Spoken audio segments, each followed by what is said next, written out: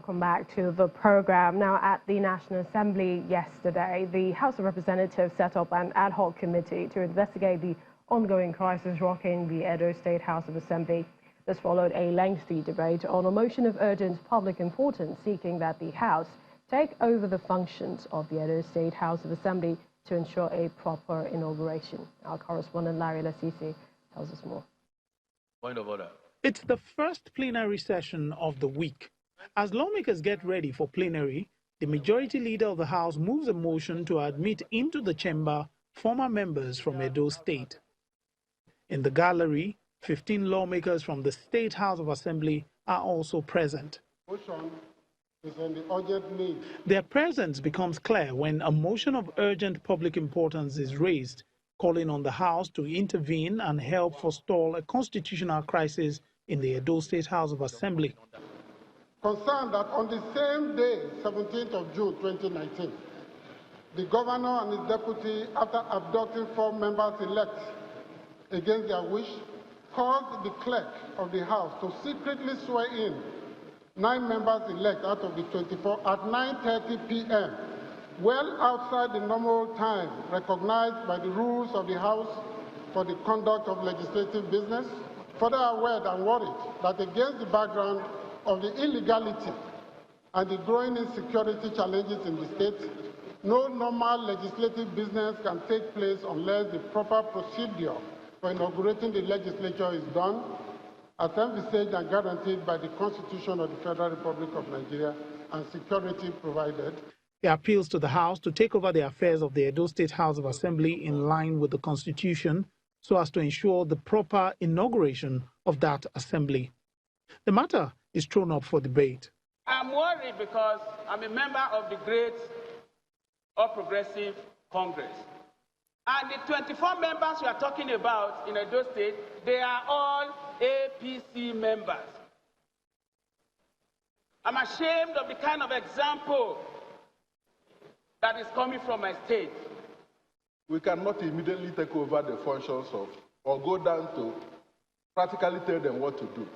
The best, to my knowledge, is to set up a committee, get the facts together so that the House will be properly guided. Let us not rush into action and set a dangerous precedent.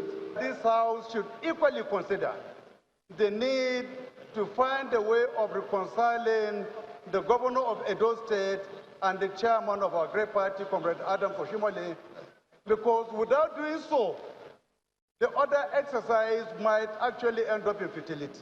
Those in favor of the amendment. The prayer of the motion is amended to have a committee investigate the matter and report to the House with some recommendations.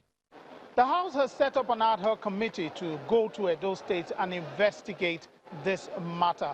The committee has been given 1 week to submit a report before the House will take a decision. Larry Lasisi, Channels Television News. Let's now join the Director of African Center for Constitutional and Parliamentary Studies for more on that, Mr. Emmanuel Anyegbolam. He joins us from Abuja studios. Good to see you again. I mean, the House of Reps says it will take 1 week for the committee to organize its findings and report to the House, and then they'll take a decision. But are the events in Edo State grounds enough for the National Assembly to act based on the constitutional provisions? Well, the constitutional provision actually is clear. Based on Section 11 of the Constitution, the National Assembly, not the House of Representatives, I think this is a key issue we should appraise here.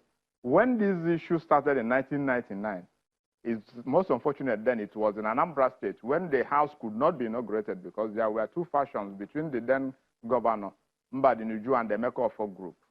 The then speaker, who didn't last so long, had to go to Anambra State, Salusi Buhari, and intervened that on a kind of reconciliatory move.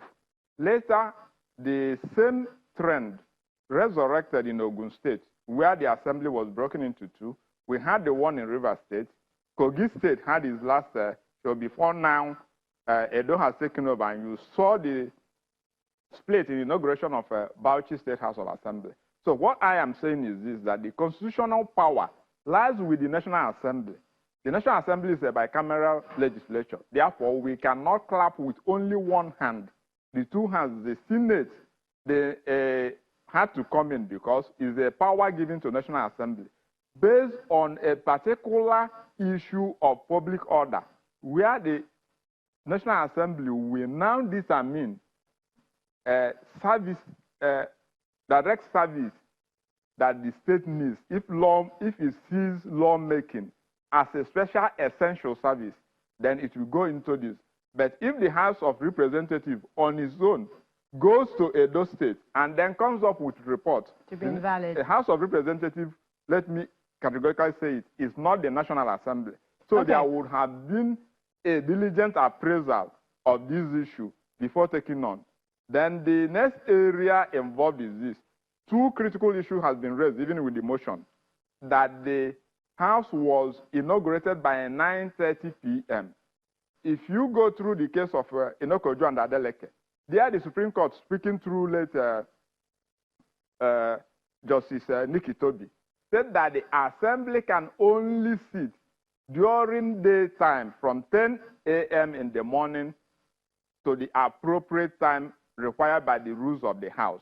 That any ungodly sitting outside these hours will not be what? Legitimate. So based on this, there are questions actually, but the issue at stake is that the members who came in, if they had not been sworn in, because what we had was that 9 members of Edo State House of Assembly were secretly sworn in. These members who had not been sworn in are still members elect because they had not taken their oath of office. Will the National Assembly grant them audience and on their own application now take this constitutional issue? The Constitution, we must also be mindful of one issue, that in Section 96, a quorum of the House is made up of 1/3. So there are numerous constitutional issues raised by this particular trend, which has not been appraised critically, and which may lead to further confusion. Okay, that's so much we can take. But we'd like to thank you, for your thoughts on that. Very expansive. We have a perspective on that. But we have a correspondent, Terry Kume, from the Senate, to give us an idea of details of plenary today. Terry.